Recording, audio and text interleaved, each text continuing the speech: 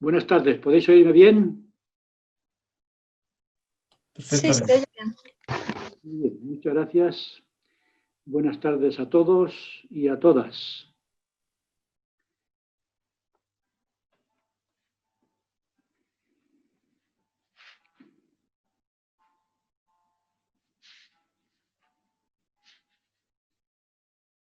Pues en un momento empezamos con la oración.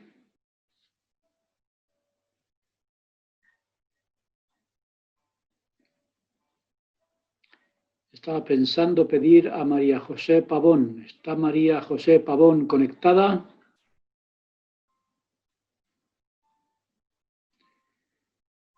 Para que sea ella la que ofrezca la primera oración.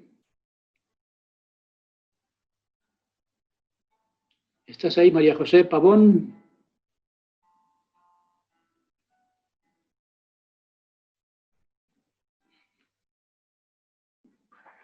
A ver, María José, pones el sonido y si estás dispuesta, empezaríamos con tu oración.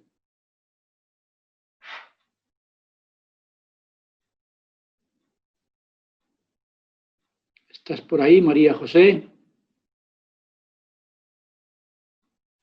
Pavón? Y si no soy María José también yo, no pasa nada, ¿eh? Sí, hay muchos María Josés. Sí, ahí está María José. Hola, María José Pavón, ¿estás preparada? Sí. Adelante, ofrécenos por favor la primera oración y comenzamos. Nuestro bendito y amoroso Padre Celestial, te damos las gracias, Señor, por este nuevo día que nos has dado. Gracias por la oportunidad que nos das de poder tener una clase más de instituto. Te agradecemos por tu evangelio, gracias por tu profeta viviente.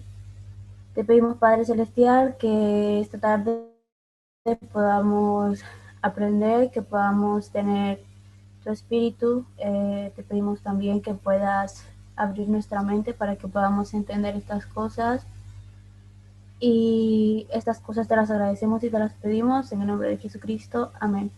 Amén. Gracias, María José. Muy bien, hoy tenemos la lección 13, que es la clase 11, si no me equivoco. Bien, la lección 13 es una lección muy importante. Y yo creo que casi está en el corazón de nuestra religiosidad. La lección 13 que habla de las leyes de Dios. Y empieza la lección, como habréis leído, preguntando sobre las actitudes que observamos a nuestro alrededor sobre o hacia las leyes de Dios. ¿Qué actitudes hay? Y esa pregunta también sirve de evaluación personal. ¿Qué actitud tengo yo hacia las leyes de Dios?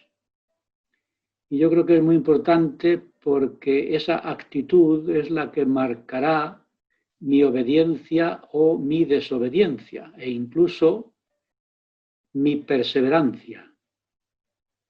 Porque cumplir los mandamientos un par de días no es un problema, ¿no? El problema es cumplir los mandamientos siempre, porque Dios nos dijo que la vida eterna es para los que perseveran hasta el fin. Y no podemos cumplir los mandamientos toda nuestra vida, todas las leyes de Dios, si no hemos entendido por qué existen las leyes. Por eso yo os mandé un par de artículos sin afán de vanidad ninguna, pero sí para compartir con vosotros las inquietudes que yo he tenido siempre sobre las leyes de Dios, sobre los mandamientos. Uno de los artículos habla de la motivación, la diferencia que hay entre motivación extrínseca y motivación intrínseca. Y empezaba este artículo comentando una cosa que nos dijo un profesor en la universidad, ya lo habréis leído. Él decía, muy aburridos tienen que ser los mandamientos de Dios para que tenga que amenazarnos con el infierno o prometernos el cielo para que los cumplamos. Es decir, cuando una cosa es atractiva en sí misma, no hace falta hablar de castigos y premios. Pero si empezamos ya a hablar de castigos y premios, mala cosa. Porque en la obediencia durará pues lo que dure el miedo al castigo o lo que dure el deseo del premio. Y si el premio no tiene nada que ver con los mandamientos en sí mismos, entonces ahí hay un problema. Y es que los mandamientos no sirven para nada. Lo que importa es el premio, ¿no? Lo que os comentaba en el artículo. Si vas a la misión, te compro un teléfono. Y si no vas a la misión, pues te quedas sin teléfono. Y vamos a la misión por el teléfono y se nota al misionero que no está en la misión por amor a la obra, sino por amor al teléfono. Y esa desconexión con la verdadera razón por la que hacemos las cosas supone una actividad completamente muerta. Lo que dice el libro de Mormón, que cuando hacemos las cosas por la razón equivocada, ya estamos condenados. Es decir, no tenemos las bendiciones correspondientes. Y yo creo que una de las razones es un problema que tenía yo antes de pertenecer a esta Santa Iglesia. Y es que cuando nos hablaban del cielo y del infierno, nos decían que ir al cielo consistía en entrar. Tú vas al cielo y si te abren la puerta, pues estupendo. ¿Y qué hacíamos para que nos aseguraran de que nos iban a abrir la puerta? Pues no sé, nos encomendábamos a los santos y a la Virgen, ¿no? Cada uno tenía su santo, su virgen, de su pueblo. Y como cumplir los mandamientos es una cosa muy complicada porque requiere mucho esfuerzo, mucha fuerza de voluntad, entonces lo que decíamos, bueno, pues vamos a pedir, nos vamos a encomendar al santo del pueblo y a ver si hay suerte y ese santo nos ayuda. Y en la Iglesia Católica esa motivación venía, si yo no estoy mal informado por mi experiencia de 20 años, de las bodas de Caná. ¿Os acordáis de la boda de Caná, no? Estaba allí el Señor con su mamá, María, invitados a la boda, y de repente se acabó el vino. Y aquello era un desastre para el anfitrión. Así que María le dijo, por favor, hijo, mira que se les ha acabado el vino. Y él dijo, ¿qué quieres que te diga yo, mujer? Suena un poco frío, pero quería decir, mamá, no sé, todavía no he empezado yo el ministerio, ¿qué quieres que haga yo? Y él le dijo, anda, échales una mano, pobrecillos, han quedado sin vino. Y como decía mi abuela, con el vino se anda el camino, pues aquella fiesta sin vino no había nada que hacer. Entonces dijo Jesucristo, bueno, venga, llenad estos cántaros que se han vaciado, llenadlos de agua. Y después él les dio una bendición al agua y la convirtió en vino. Y ese vino era mucho mejor que el anterior. Digo yo que como era vino nuevo, no fermentado, pues era más bien un mosto que otra cosa, ¿no? Recién hecho. Y claro, cuando los invitados tomaron el vino, dijeron, pero bueno, si este vino es mejor que el anterior, ahora es un vino divino, ¿no? Nunca mejor dicho, divino. Y dicen que extraño, normalmente siempre se sirve el vino bueno al principio y cuando ya están todos borrachos, sirven el malo y no se enteran. Pero aquí lo han hecho al revés. Han servido el bueno después. Y sacando la moraleja de esta historia, los católicos decíamos, pues ya está. Si queremos conseguir algo del Señor, ¿qué hay que hacer?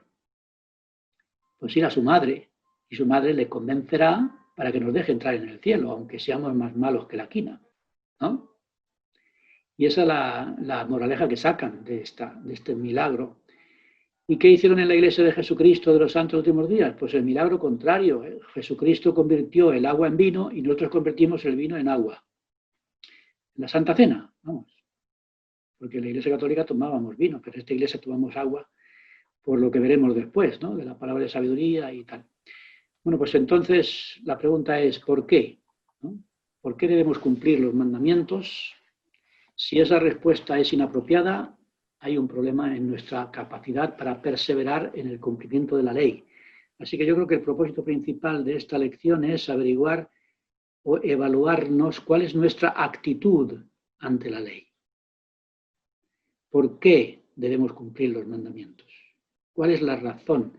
Y hasta que no entendamos la razón por la cual debemos cumplir los mandamientos, nunca estaremos completamente firmes y no seremos capaces de perseverar en el cumplimiento de la ley. Por eso en la lección pone que las preguntas que hay que responder con la lección son: ¿qué es lo que aprendemos? En este caso aplicado a la sección 42, pero ¿qué aprendemos con las leyes de Dios? ¿Cuáles son las dificultades para cumplirlas? ¿Qué dificultades tenemos que vencer para cumplir apropiadamente las leyes de Dios? ¿Qué bendiciones recibimos? ¿Y de qué manera cumplir las leyes de Dios me ayudan a estar más o parecerme más a Dios? Por eso, comentando lo anterior o completando la idea, salvarse no es entrar en el cielo. Salvarse es volverse celestial, que son dos cosas distintas.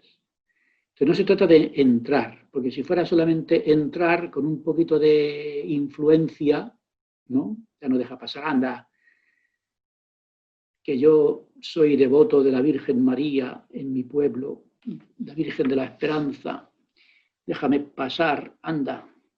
Y el resultado, claro, es un concepto completamente contrario a lo que realmente es la salvación. La salvación no es entrar en el cielo, sino volverse celestial. Y no podemos volvernos celestiales sin cumplir la ley celestial. Lo dice perfectamente la sección 88. Para entrar en el reino celestial, en la gloria celestial, tenemos que cumplir las leyes celestiales. Por tanto, tenemos que entender este principio. Y recordáislo, ¿no? Aparece Juan 14:15. ¿Qué dice Juan 14:15? La razón para cumplir los mandamientos, ¿cuál es? En esa escritura sabemos de memoria, ¿no? Si me amáis, guardad mis mandamientos. Muy bien. Si me amáis, guardad mis mandamientos. Pero a mí me enseñaron, tiempo atrás, cuando yo era un adolescente, que si me teméis, cumpliréis los mandamientos. Y la motivación extrínseca de obedecer por miedo ha sido destructiva durante siglos y generaciones, porque ha destruido la verdadera razón por la que debemos cumplir los mandamientos. ¿Y cuál es el problema de obedecer por miedo a Dios? Pues que si el miedo y el amor son incompatibles. Yo no puedo amar a alguien a quien temo. Y si yo no amo a Dios, no tengo la razón suficiente o la motivación apropiada para cumplir los mandamientos. Por eso, el amor a Dios es el que debe movernos a cumplir los mandamientos, a obedecerlos. Y si no amamos a Dios, no obedeceremos los mandamientos. El temor puede durar un tiempo, pero no será suficiente motivación para. Aparte de que ya aprendemos en el libro de Mormón que si obedecemos por la razón equivocada, no nos salva, porque no nos desarrolla, no nos ayuda a ser como Dios, porque si yo tengo miedo a Dios, ¿cómo quiero ser como Él? Lo que quiero es estar lejos de Él. Por eso la verdadera razón para cumplir los mandamientos es el amor, nunca el temor. Y vamos a compartir una idea muy interesante que está formada parte del artículo número 12, la motivación extrínseca e intrínseca, que luego lo comentaréis al que le toque. Está en el artículo 7, si no recuerdo mal. En el artículo 12 hay algo muy interesante. Voy a poneros aquí en la pantalla una imagen que sirve para el artículo 12 y que es una motivación para cumplir los mandamientos. A ver, ¿quién se anima ahora a explicarla o a comentarla? Esto es lo que creían los filósofos presocráticos. ¿Quiénes son los presocráticos? Pues los filósofos anteriores a Sócrates. Y estos filósofos presocráticos, que también se llamaban precientíficos o preteológicos, tenían un concepto del universo muy interesante que descubrimos en Doctrina y Convenios 88. Así que dos cosas que decían es, el universo es moral, el cosmos es justo. Y como tenéis ahí esas escrituras, después lo formará parte del debate de los grupos correspondientes. A ver, yo os dejo ahora el desafío. ¿Quién quiere comentar o hacer una exégesis, que es una explicación de este gráfico? El universo es moral, el cosmos es justo. Y nosotros tenemos que incorporarnos, como leíamos en el artículo 12, al orden, a la justicia, a la moralidad del mundo en el que estamos, para no desentonar y acabar fuera de él. Así que venga, ¿quién se anima a comentar uno de los dos puntos con la escritura correspondiente?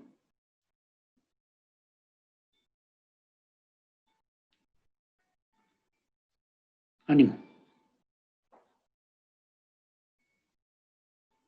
Ánimo, presocráticos. Acabas antes siguiendo con la explicación. Sí, ¿no? ¿Quieres que la expliquemos o que la leamos? A ver, ¿quién tiene 25-26? Adelante el que lo tenga y lo lee. Yo, dice, además de cierto os digo que la tierra obedece la ley de un reino celestial, porque cumple la medida de su creación y no traspasa la ley. Y así que será santificada, sí, a pesar de que morirá, será vivificada de nuevo y aguantará el poder que la vivifica y los justos la heredarán. Muy bien, muchas gracias. Los planetas, las estrellas, los astros, todo el universo cumple con las leyes. Por eso decimos que es un universo moral.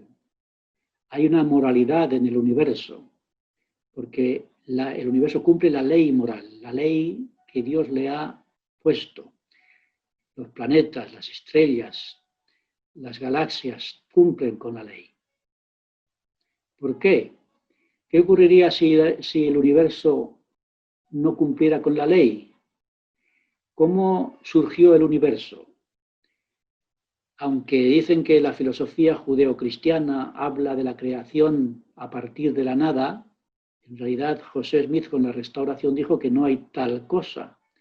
La creación consiste en poner en orden la materia preexistente. Si ya existe la materia, ya existe los elementos, y lo que hace Dios es organizar. Dios es un organizador. No es alguien que saca de la nada las cosas para traerlas a la existencia. Dios organiza lo que ya existe y lo convierte en el universo. ¿Qué es lo que hay antes de la creación? Caos, materia desorganizada.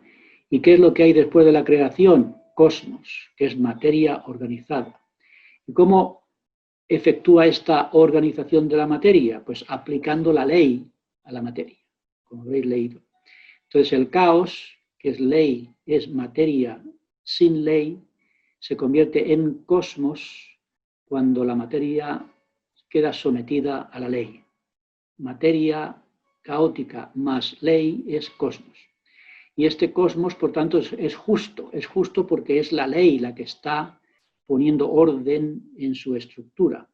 A ver, leedme sobre este punto la otra escritura, 88, 37 a 39. Yo lo tengo. Adelante. Y hay muchos reinos, pues no hay espacio en el cual no haya reino, ni hay reino en el cual no haya espacio, bien sea un reino mayor o menor. Y a cada reino se le ha dado una ley, y para cada ley también hay ciertos límites y condiciones. Todos los seres que no se sujetan a esas condiciones no son justificados. Entonces, la materia, una vez que se le aplica la ley, se justifica, ¿no? La justificación es fruto de aplicar la ley a nuestra vida. Y nosotros somos parte de, estamos en el mundo, estamos en el universo. y vivimos en un universo ordenado. Y en el artículo os ponía sobre las leyes de la gravitación universal a las que se somete la Tierra. La Tierra da vueltas alrededor del Sol y afortunadamente está a la distancia adecuada del Sol, ni más cerca ni más lejos. ¿Qué pasaría si la Tierra estuviera un poco más cerca de donde está? Se evaporaría el agua.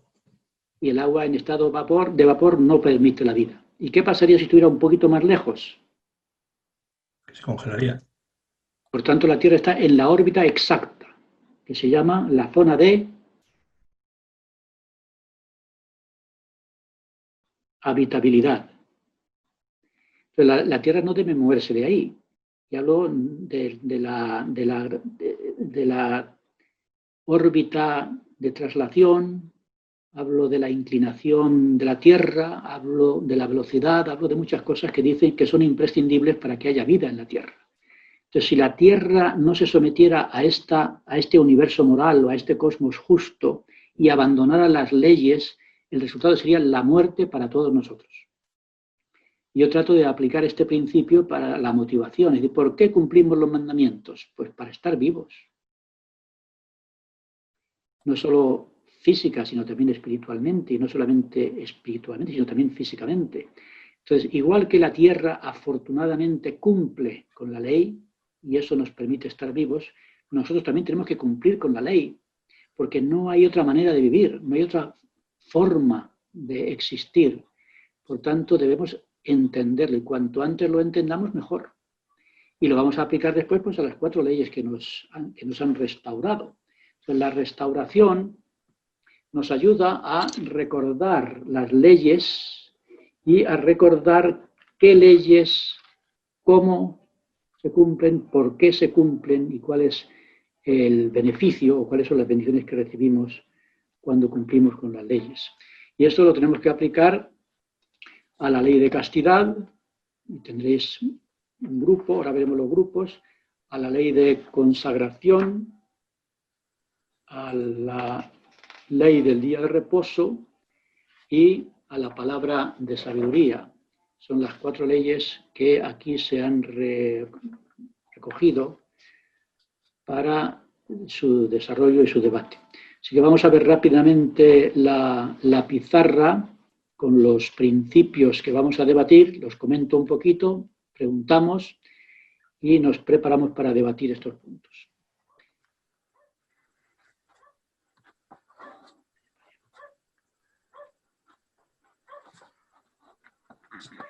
Muy bien, tenéis ahí la pizarra de la lección 13, las leyes de Dios, que la habéis recibido en el grupo. No se ve. ¿No se ve bien? No. A ver, estamos poniéndola para asegurarse de que funciona.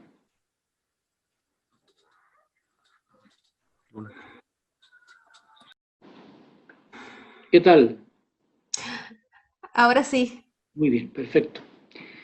Muchas gracias al técnico que me está ayudando, porque yo de esto soy un poquito todavía ignorante. Entonces, lección número 13, las leyes de Dios.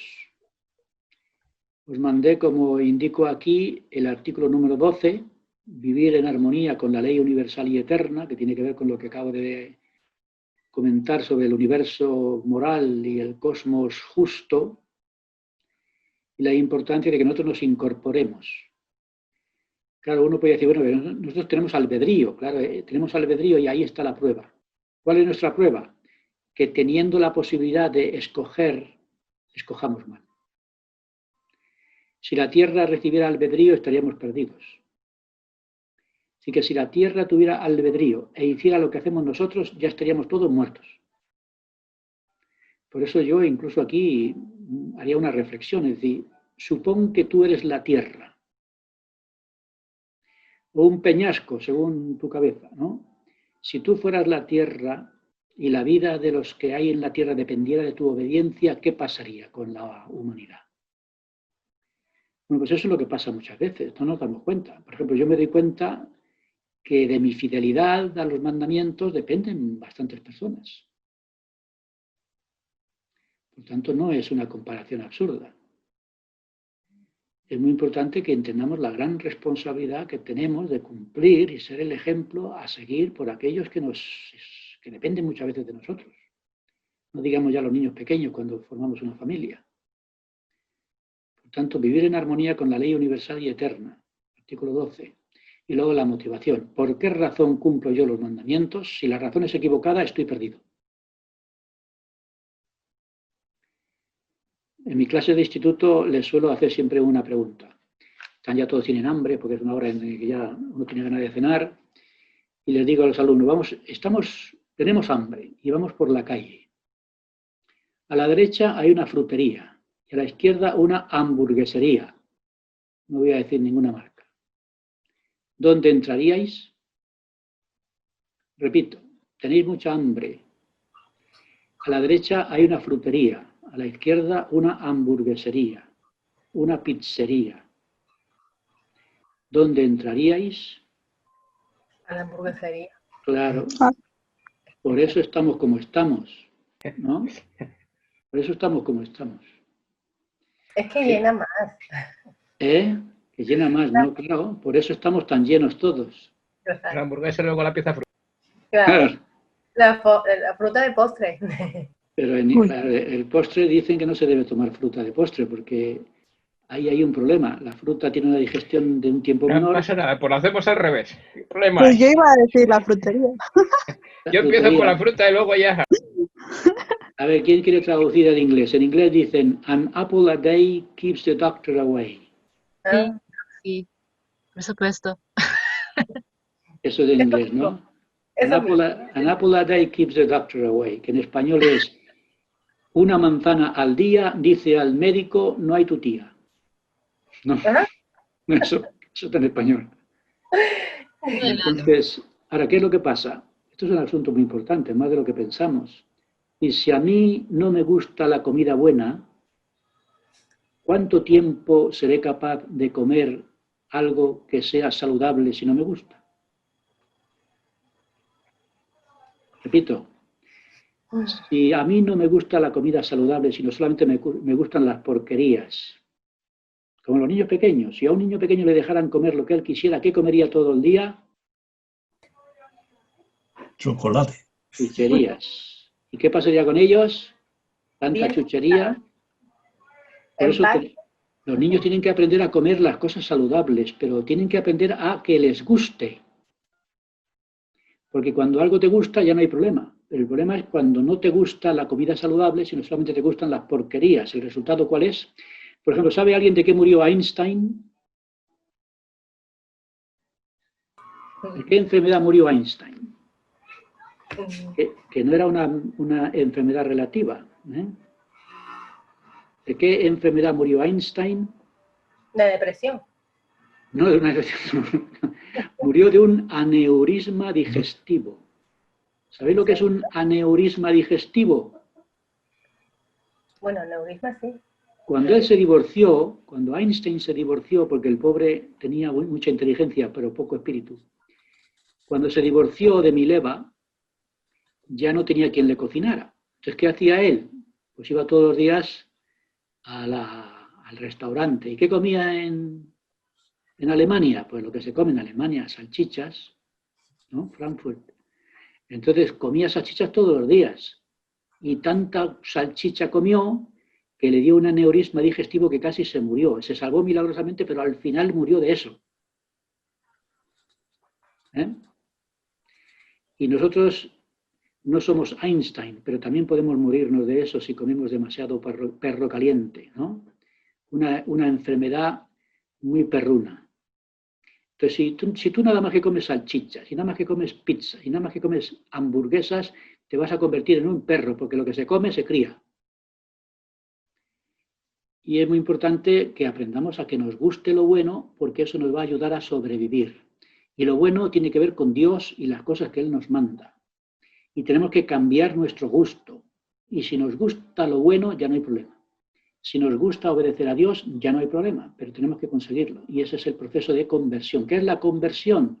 Pues eso, hacer que nos guste cumplir los mandamientos, que nos guste estudiar las Escrituras, que nos guste ir a la iglesia, que nos guste cumplir las leyes que hoy vamos a debatir.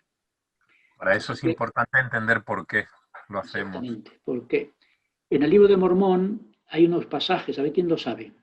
Hay un pasaje en el cual dice que antes de dar los mandamientos, Dios enseñó el plan de redención y después les enseñó los mandamientos. Primero enseñar el plan de redención y después enseñar los mandamientos. ¿Dónde está eso? Yo dije, voy a buscarlo para compartirlo y se me ha olvidado. Así que digo, voy a preguntar a los alumnos, porque los alumnos lo saben muy bien. ¿En qué parte del libro de Mormón dice que primeramente enseñó el plan de redención? Estamos hablando del principio con Adán y Eva y demás. Primeramente Dios enseñó a los hombres el plan de redención y después les dio los mandamientos. A ver, ¿quién lo va a encontrar? Que yo debería haberlo preparado antes, pero... ¿Más o menos en Alma? ¿Está en Alma? ¿Qué capítulo de Alma? No sé si 40, por ahí, más o menos. 40. ¿Alguien había dicho por ahí Alma 13? Ah, me he ido un poco arriba. No sé. A ver. Yo decía 40, 42 porque es cuando empieza a hablar de la resurrección, ¿no? Pero... no sé si... Podría ser, si fuera 40. Tú dices que es Alma 40, ¿no? Vamos a ver. Sí, por esa zona.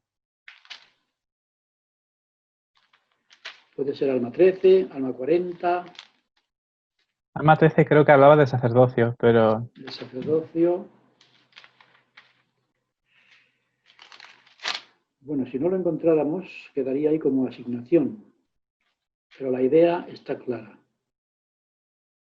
Y es que Dios, cuando nos fue a explicar el plan de redención,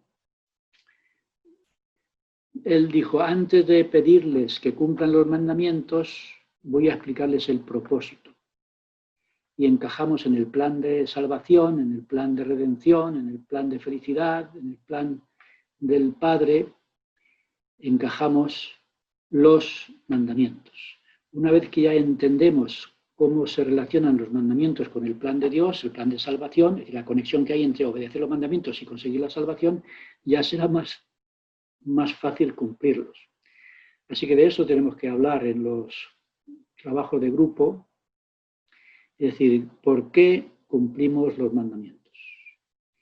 Y una vez que lo entendemos y nos convertimos, ya se acabó el problema. Ya no lo hacemos por miedo, ni siquiera lo hacemos para conseguir el premio, ni por miedo al castigo, ni por deseo del premio, que es una cosa puramente instintiva más que espiritual. Faustino, creo que yo sé dónde está. Puede ser Alma 12, del 22 al 34, explica todo eso, creo yo, ¿eh?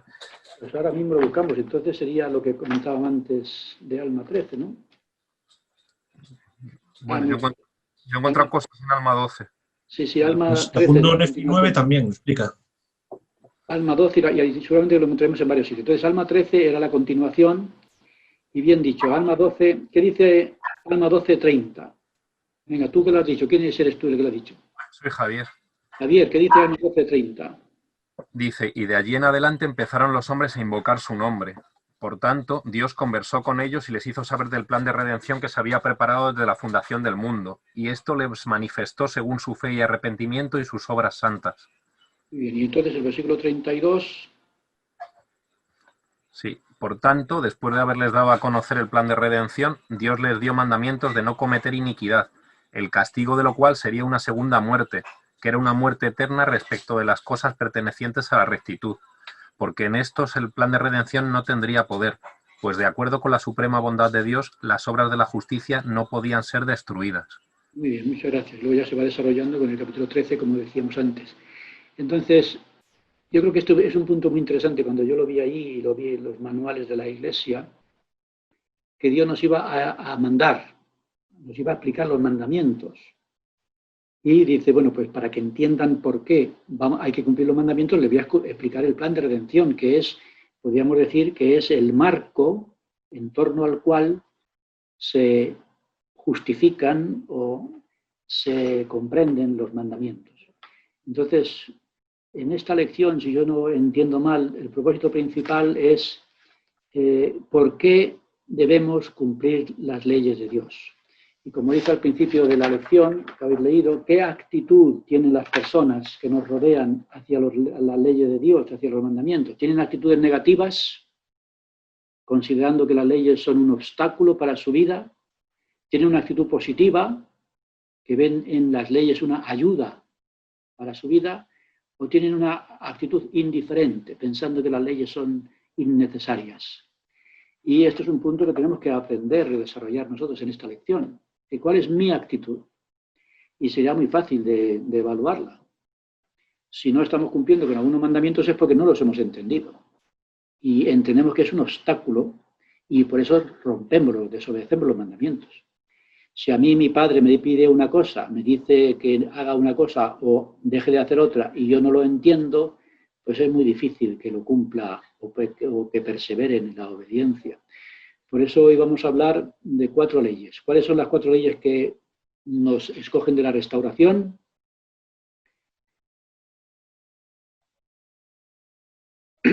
¿Cuáles son las 4?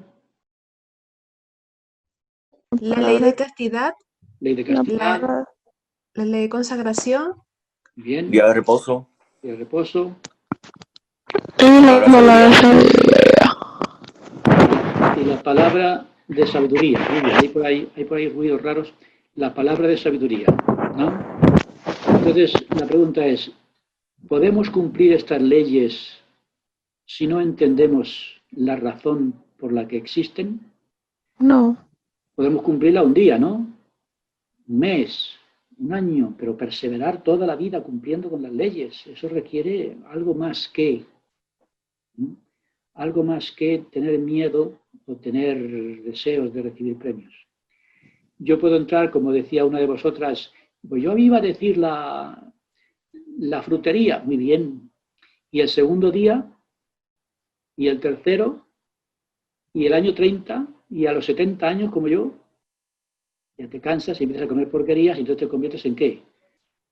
En una bola. Una bola.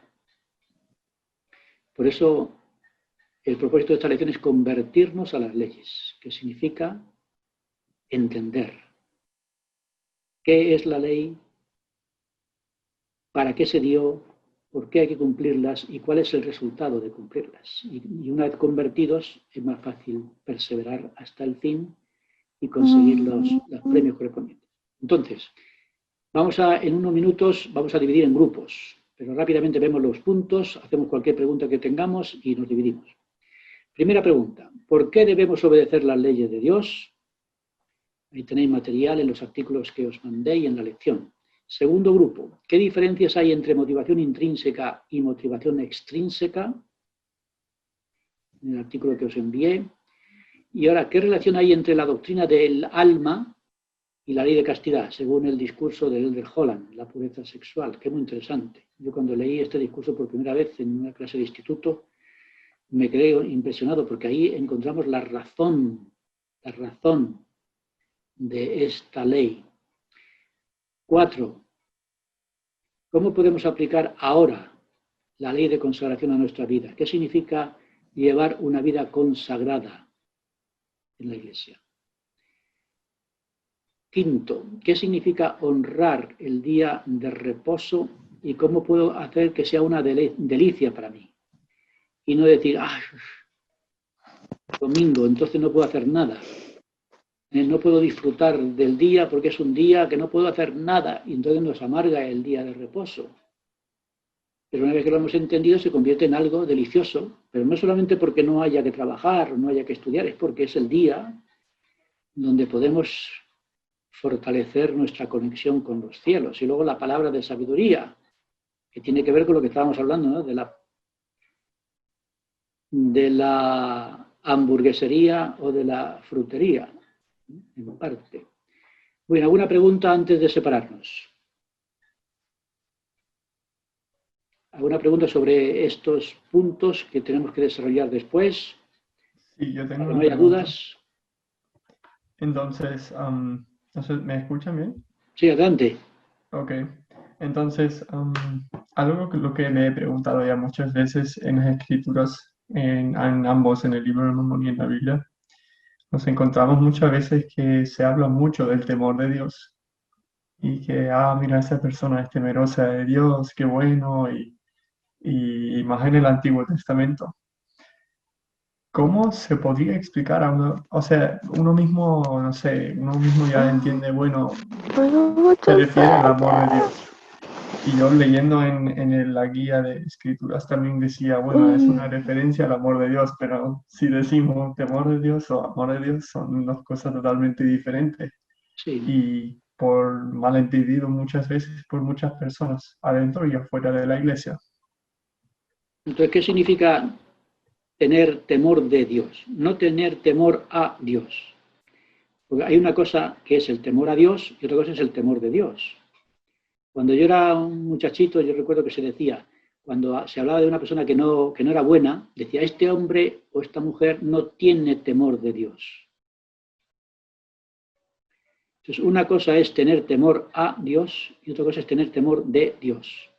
Y esa palabra temor en el Antiguo Testamento, en los textos donde lo encontramos, en los libros de la sabiduría y salmos y demás, y en el Eclesiastés, ¿qué significa ese verbo hebreo del temer? ¿Temer qué? ¿Cuál es el sinónimo?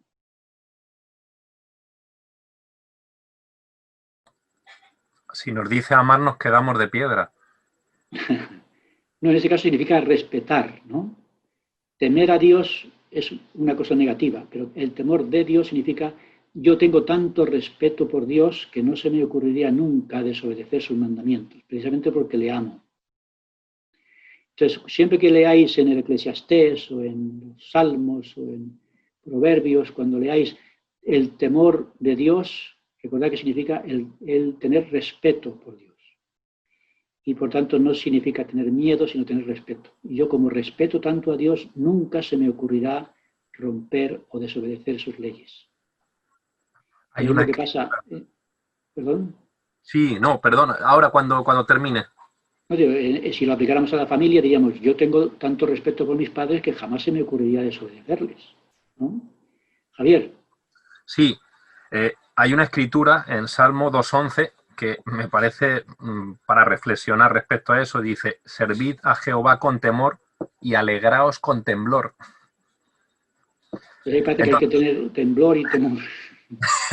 O sea, no solo temor, sino también temblor. Pero cuando dice y alegraos con temblor, claro, es que en las escrituras, sobre todo como ha dicho Efraín en el Antiguo Testamento, temor tiene el significado de reverencia y admiración por Dios. Eso es una de las descripciones que viene en la guía de estudio de las escrituras. Pero claro, yo entiendo que muchas religiones, sin tener el libro de Mormón y no teniendo más que la Biblia y haciendo hincapié en el Antiguo Testamento, hasta cierto punto es lógico que tengan una interpretación equivocada. Claro, entonces convierten la obediencia en la justificación de la obediencia es el temor. Y el temor no funciona. Por lo que estábamos comentando, el temor echa fuera el amor, igual que el amor echa fuera el temor. Si realmente amáramos a Dios, no necesitaríamos temerle, porque el amor sustituye al temor y justifica la obediencia. Porque yo amo tanto a Dios que no se me ocurriría nunca desobedecer sus mandamientos, porque sé que son el fruto de su amor. Y nunca mi Padre me mandará nada malo. Así que basta con que mi Padre me lo haya dicho para que yo sepa que es bueno para mí. Y por tanto ya es suficiente. Mi obediencia se basa en el amor y en el respeto. Así que, como bien comentas Javier y Efraín, el temor de Dios es el respeto a Dios. Y el temor a Dios es el error. Que yo creo que ha confundido la apostasía. Por eso la restauración trae de nuevo las leyes con la verdadera razón para cumplirlas. Y en la sección 42 es un deseo de recordar las leyes olvidadas y ayudarnos a entender la razón por las que hay que obedecerlas. Muy bien, pues entonces, como ya es la hora, vamos a dividirnos y todos acabaréis con uno de las 6, os ponéis a discutirlas y nos reunimos a las 8.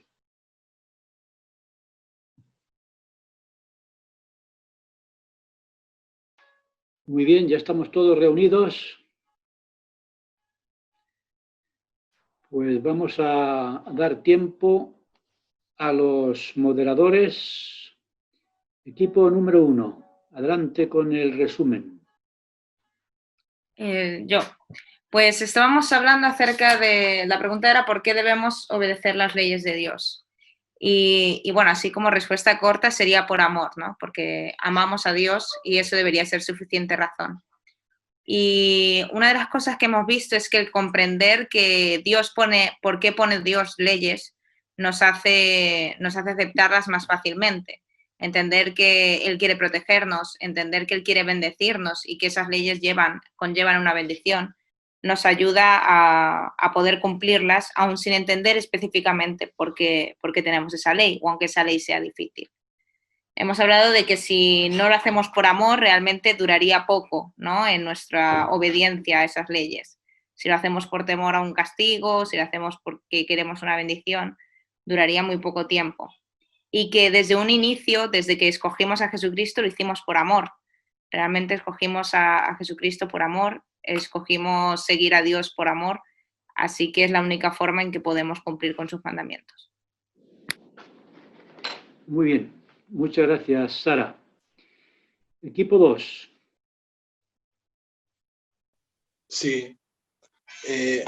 En el equipo 2 estuvimos hablando sobre las diferencias entre la motivación intrínseca y la motivación extrínseca.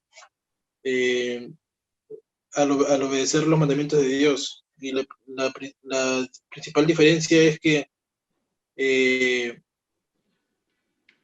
la motivación intrínseca, cuando la motivación es intrínseca, estamos obedeciendo por amor a Dios y no por motivaciones externas que podrían ser querer obtener bendiciones o por miedo a ser castigados. Entonces, en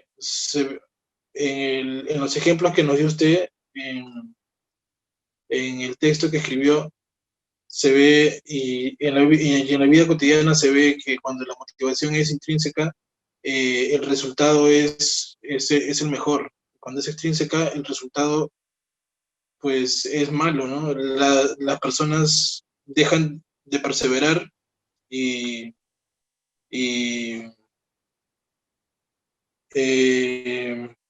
pues dejan de cumplir los mandamientos ante cualquier problema o dificultad que se presente. ¿Qué más? La motivación. Cuando la motivación es extrínseca, ante cualquier dificultad la persona se frustra y deja de trabajar en la meta que le plantearon. Bueno, eso es el resumen principal de lo que hemos hablado. Muy bien, muchas gracias, Francis, sobre la motivación. Equipo número 3. Muy buenas, Faustino. Me toca a mí. Josema. Bueno, nosotros hemos hablado desde una perspectiva muy espiritual el término que afecta el alma y la pureza sexual con la ley de castidad. Y estábamos compartiendo, sobre algunas de las palabras del presidente Holland y su discurso, que efectivamente una de las armas que Satanás más trata de utilizar es todo lo que tenga que ver con romper la pureza de nuestro alma, de nuestro cuerpo, a través de la ley de castidad. Inclusive también añadimos la palabra sabiduría, porque él lo único que quiere es que nuestro cuerpo no lo tratemos como ese templo, ¿no?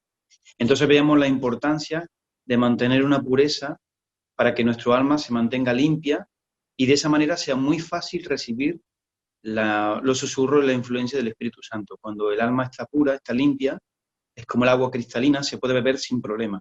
Si está contaminada, pues efectivamente puedes acarrear que tengas algún problema, alguna enfermedad o algo.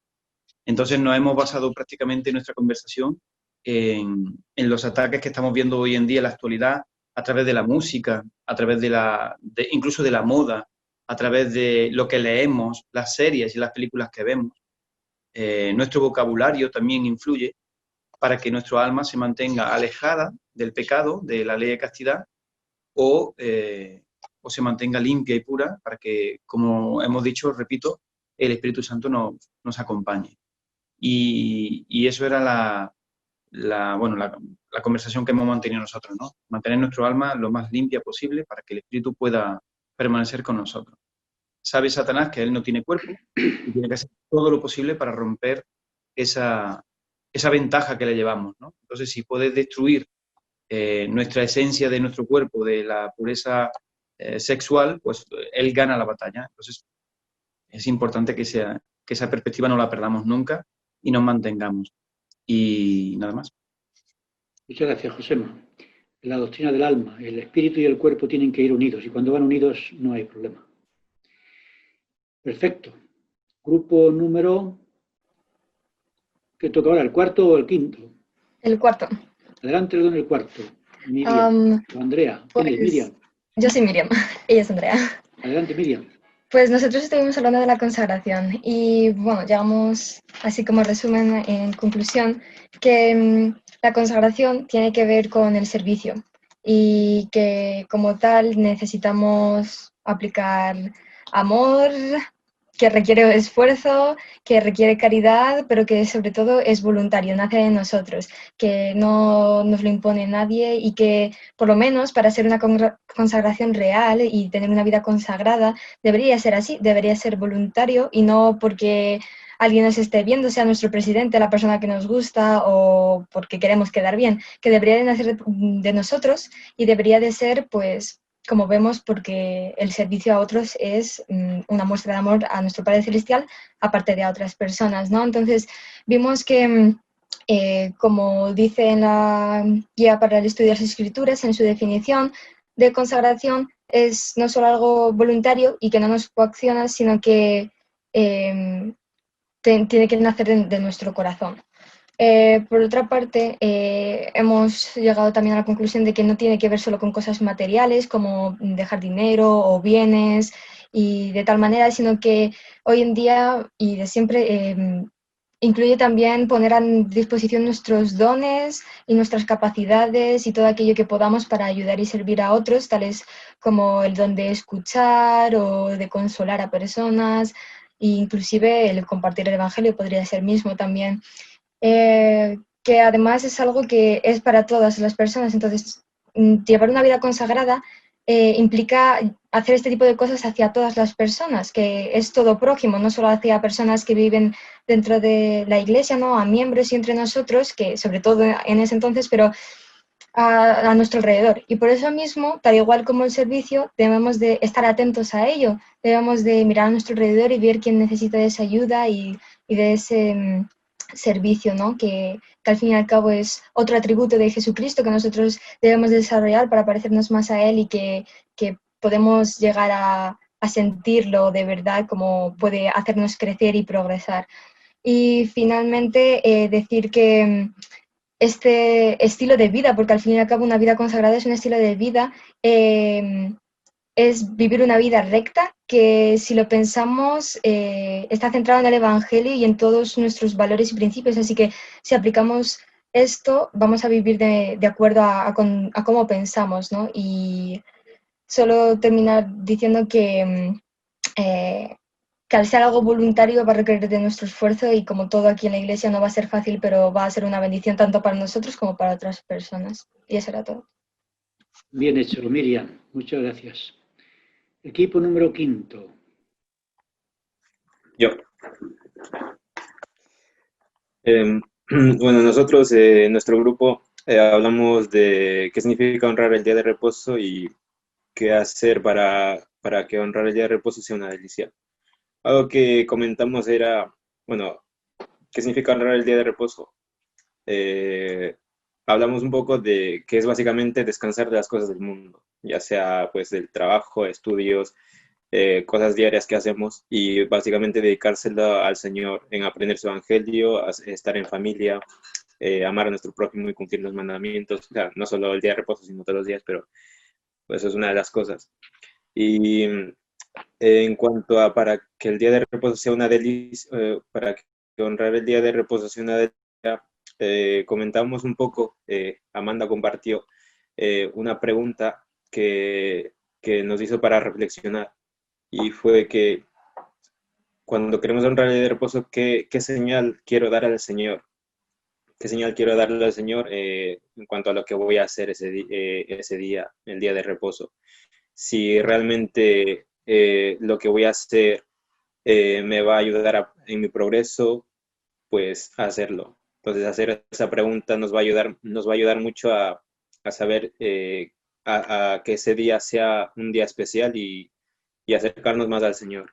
Y otra cosa también que compartimos era sobre dedicárselo sobre todo a la familia, que la familia es fundamental, ya que en estos tiempos, sobre todo, el estar unidos nos va a ayudar también a que ese día sea aún más especial de lo que es.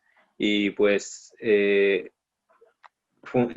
nuestra familia sea también un pilar, y ya que con eso se nos va a hacer más fácil cumplir con las cosas, con las leyes, como antes ha compartido una compañera, de cumplir con los mandamientos. Y si lo vemos de esa manera, al hacernos esas preguntas, ¿qué señal quiero dar al Señor? Se nos va a hacer más fácil poder honrar el día de reposo. Y ya está. Muy bien, muchas gracias, Brandon. Siguiente grupo. Es que si no me equivoco es el sexto, ¿no? Sí, vale. Estaba pensando si era el sexto o no. A ver, Jesús. Sí. Bueno, a nosotros nos ha tocado la ley de castidad. No, la ley de castidad. Perdón, No. perdón. La progreso, diría. Eso me pasa por quedarme atrás. Las hamburguesas, a ver. Sí, me quedé ahí. Y las pizzas y tal, ¿no? En esas cosas. Vale, pues eso.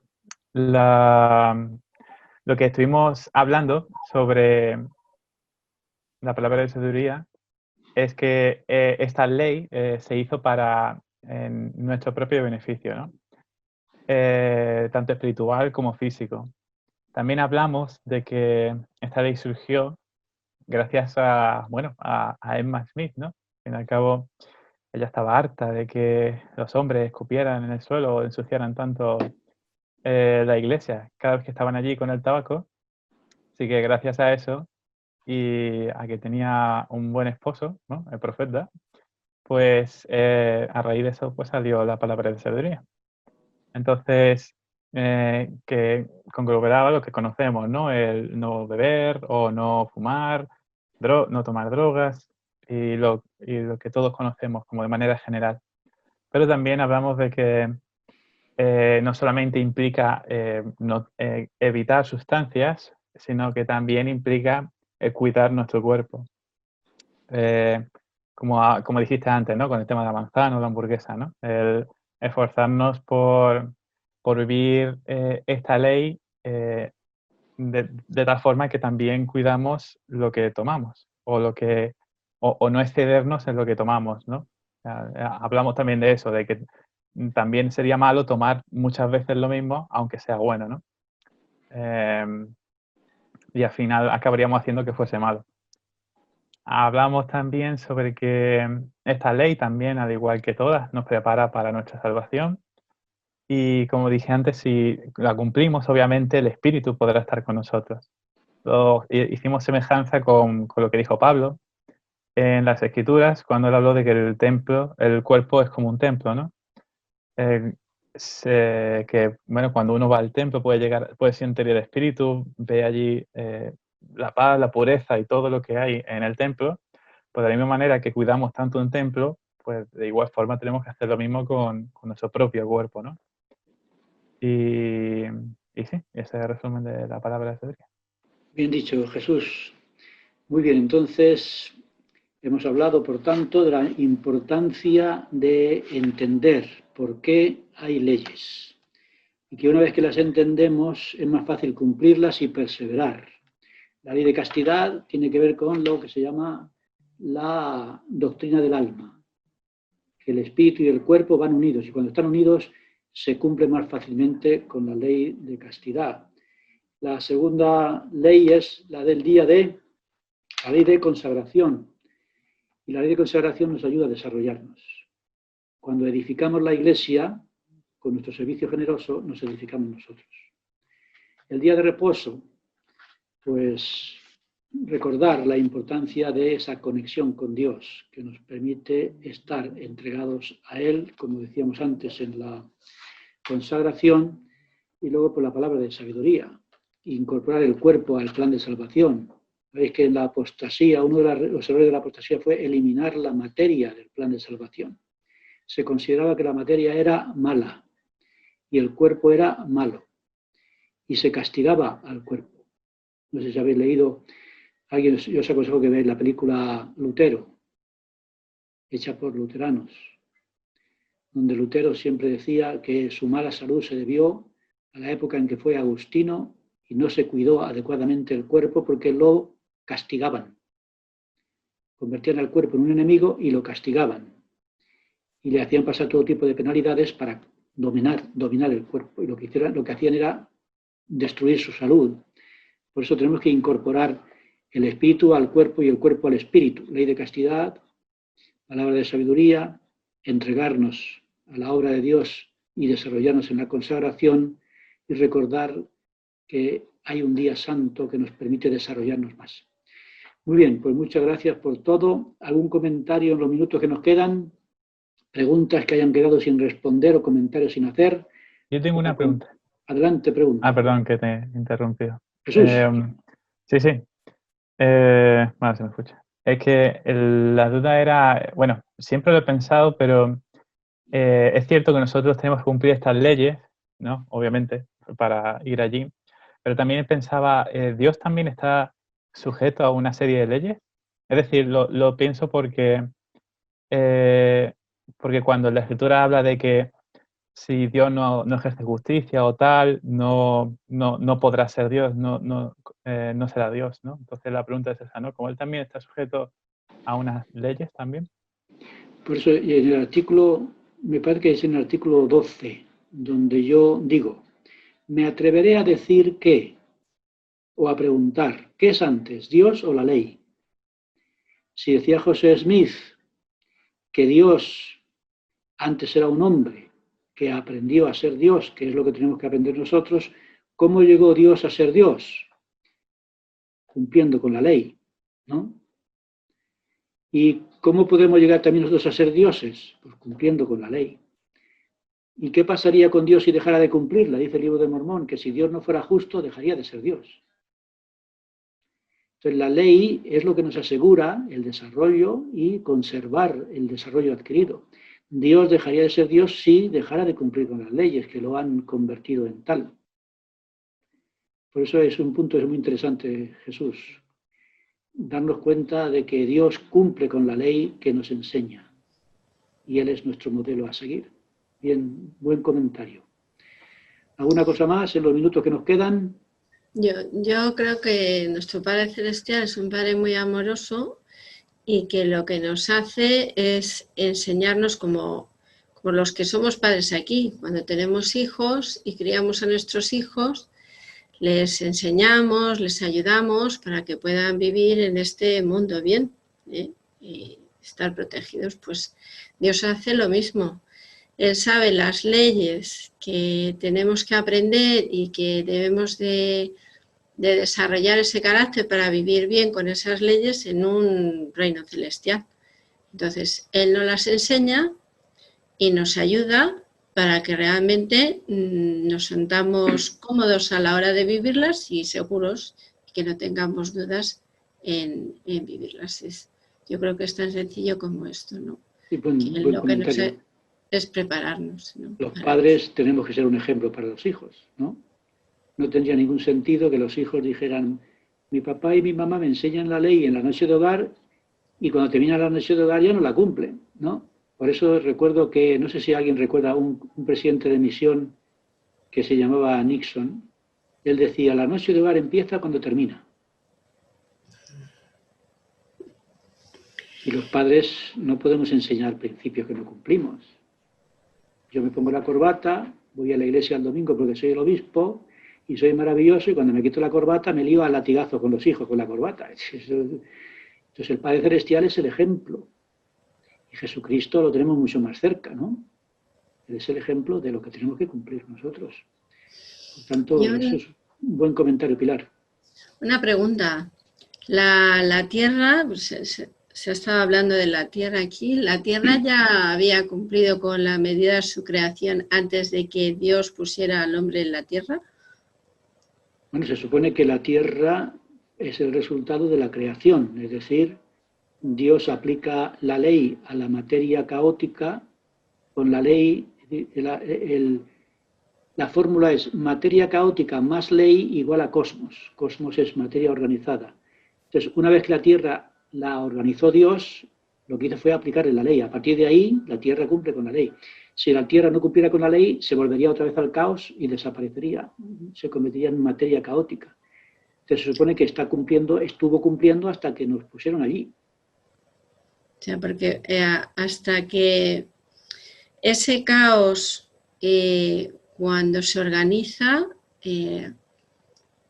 hay un tiempo, ¿no?, en que los dioses los contemplan para ver si obedecen, ¿no? Los elementos, como dice por ahí... tuvieron que tener un tiempo, ¿no? Y esto es nuestro tiempo. Es nuestro tiempo para aprender, ¿no? Este un buen punto. Incluso lo que estabais comentando también por escrito. Es decir, la Tierra tuvo que aprender a obedecer. Y los átomos tienen que aprender a obedecer. ¿Qué es una explosión atómica? Pues una explosión atómica, si yo no lo entiendo mal, consiste en que se rompe el átomo, los electrones salen disparados y van destruyendo otros átomos hasta que van destruyéndolo todo. Y eso es lo que hacen algunos, que a mí me causa mucha angustia y mucha pena. Hay personas que son electrones que han perdido la conexión con el núcleo y van destruyendo todo lo que tocan. Destruyen la familia de sus padres, destruyen la familia cuando se casan ellos, destruyen todo lo que encuentran. Son como átomos, como partículas atómicas, electrones perdidos, y esa bomba atómica, que es la destrucción de los átomos uno a uno, viene por ese caos producido por un electrón desobediente. Entonces, la materia desobediente destruye y acaba con todo lo que existe, y convierte el caos en caos todo el cosmos existente. Por eso es muy importante que nosotros, que tenemos albedrío, no vayamos por ahí destruyendo lo que Dios ha organizado. Y esta tierra la estamos destruyendo nosotros. Y morirá, esta tierra morirá. Y cuando resucite, pues será un planeta celestial. Eso también me hace pensar el respeto que tenemos que tener a la tierra y todas las creaciones de Dios, cuando ellos en su medida ya han obedecido para poder ser santificados. Y nosotros estamos aprendiendo, ellos ya lo han hecho. Nosotros estamos vivos gracias a que la tierra es obediente, y nosotros a cambio la destruimos. Por eso hay aquí un problema, es un problema de albedrío desordenado. Los hombres y mujeres de este mundo tenemos albedrío, lo demás no hay albedrío en el universo. Los únicos que tenemos albedrío somos nosotros. Y por eso escogemos la desobediencia, y con la desobediencia la destrucción. O aprendemos a ser obedientes o estamos perdidos. Y de eso hemos hablado ahora, de la razón por la cual hay leyes y la razón por la cual hay que obedecerlas. Y hasta que no lo entendamos no estaremos seguros. Así que es un trabajo concienzudo, entender por qué hay leyes y por qué hay que cumplirlas. Y yo creo que eso es el centro de todo el universo. ¿Algún comentario más? Que nos quedan 2 minutos.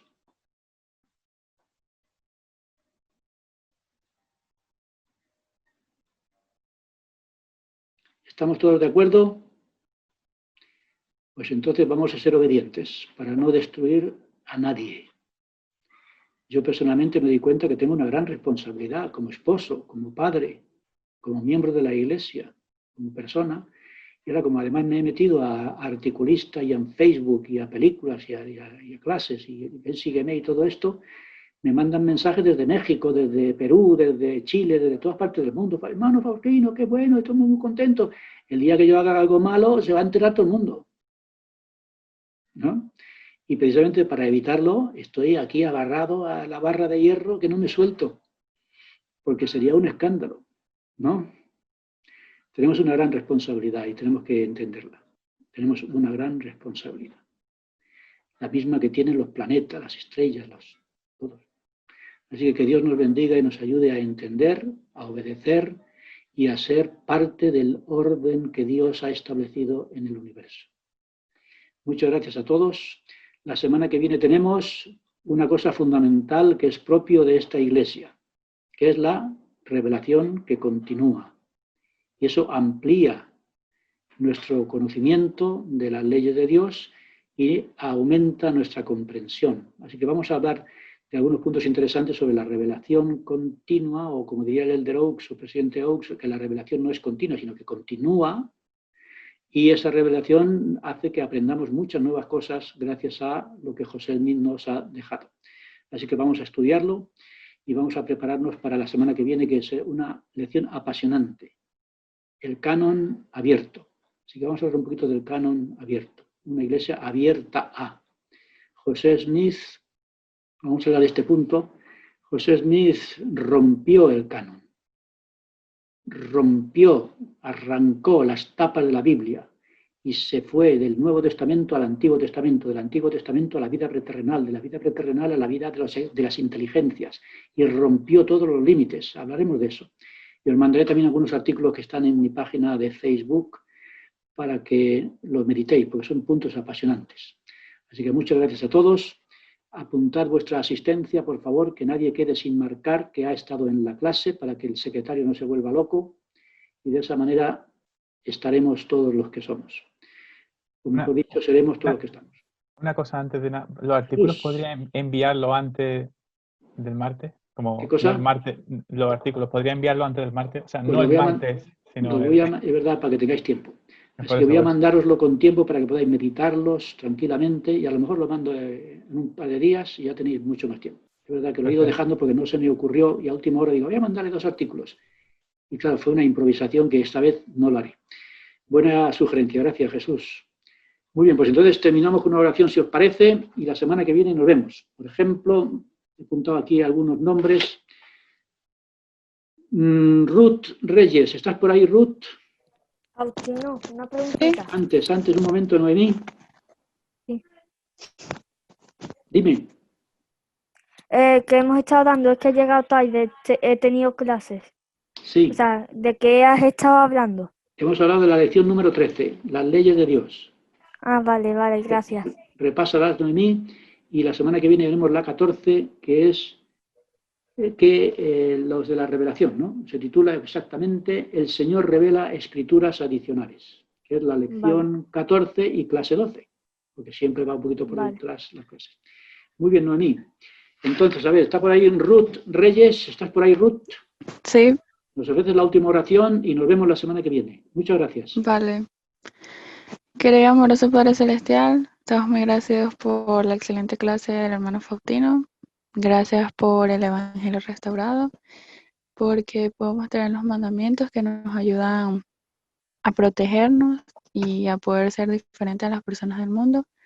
Te queremos pedir por las personas que estén pasando alguna situación difícil en sus vidas, y gracias por tu amor. En el nombre de Jesucristo, amén. Amén. Muchas gracias, Ruth. Buenas noches a todos. Buenas noches. Gracias. Marcad la asistencia. Buenas noches, muchas gracias, Faustino. Gracias, Faustino. Gracias. Buenas noches a todos.